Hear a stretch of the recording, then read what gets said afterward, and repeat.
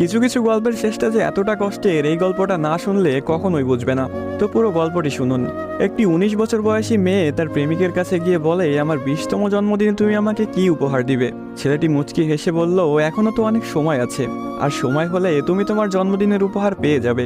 বেশ কিছুদিন যাওয়ার পর একদিন হঠাৎ করে এই মেয়েটি অজ্ঞান হয়ে যায়। বাসার সবাই বেশ অস্থির হয়ে যায়, কিছুই বুঝে উঠতে পারছিল না কেউ কি হয়েছে মেয়েটার। তারপর সবাই মিলে তাকে হাসপাতালে নিয়ে গেল। হাসপাতালের ডাক্তার অনেক পরীক্ষা নিরীক্ষা করার পর তার পরিবারকে জানালো, সাদিয়ার হার্টে একটা ছিদ্র ধরা পড়েছে। এখন যদি খুব তাড়াতাড়ি হার্ট পরিবর্তন না করা হয়, তাহলে হয়তো সাদিয়াকে আর বাঁচানো সম্ভব হবে না। সবাই এই কথাটি শুনে কান্নায় ভেঙে পড়ল। সাদিয়ার মা বাবা কিছুতেই মেনে নিতে পারছিল না। সাদিয়ার প্রেমিক সাকিব তার বিষয়ে ডাক্তারের কাছ থেকে সবকিছু শুনে বলল, এ কিছুতেই হতে দিবে না সে।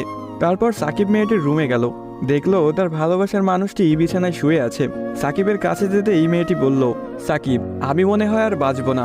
সাদিয়ার চোখের পানি মুছে দিয়ে সাকিব বলল, কে বলেছে তুমি বাঁচবে না? তুমি খুব শীঘ্রই ভালো হয়ে যাবে। মেয়েটি বলল, তুমি কি করে জানলে? ডাক্তার তো বলেছে আমার হার্টে একটা ছিদ্র ধরা পড়েছে, আর আমাকে বাঁচানো সম্ভব না। ধুর পাগলি, তোমার কিছুই হবে না, দেখো তুমি ভালো হয়ে যাবে। এভাবেই বেশ কিছুদিন যাওয়ার পর সাদিয়া সম্পূর্ণ সুস্থ হয়ে যায় এবং বাসায় ফিরে যায়।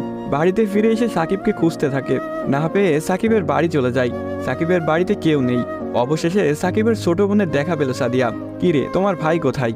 সাকিবের বোন কোনো কথা না বলে হাতের ইশারা করে সাকিবের রুমটা দেখিয়ে বলে উঠল, টেবিলের উপরে আপনার জন্য একটা চিরকুট রাখা আছে। সাদিয়া কথাটি শুনে রুমে গিয়ে চিরকুট হাতে নিয়ে পড়তে শুরু করলো। প্রিয়তমা, আমি জানি যেদিন তুমি এই চিরকুটটি হাতে পাবে সেদিন তুমি সম্পূর্ণ সুস্থ হয়ে যাবে, সবকিছু ঠিক হয়ে যাবে আগের মতো, যেমনটা আমি তোমাকে বলেছিলাম। আমি বলেছিলাম না কিছু হবে না, দেখছো তাই হয়েছে। তুমি আমার কাছে 20তম জন্মদিনের উপহার চেয়েছিলে না? অনেক ভেবেছি, কিন্তু তোমাকে কি উপহার দিব ভেবে পাচ্ছিলাম না। তোমার অসুস্থতার কথা যখন ডাক্তারের কাছ থেকে শুনলাম, যখন বললো একটা হার্ট খুঁজতেছিল, তখন মনে হলো তোমার জন্য এর চাইতে ভালো কোনো উপহার হয় না। আমার হার্টটাই ছিল তোমার জন্য শ্রেষ্ঠ উপহার, যা আমি তোমাকে দিয়ে গেলাম। মন খারাপ করো না, আমি আকাশের ওই উপর থেকে তোমাকে সবসময় দেখব।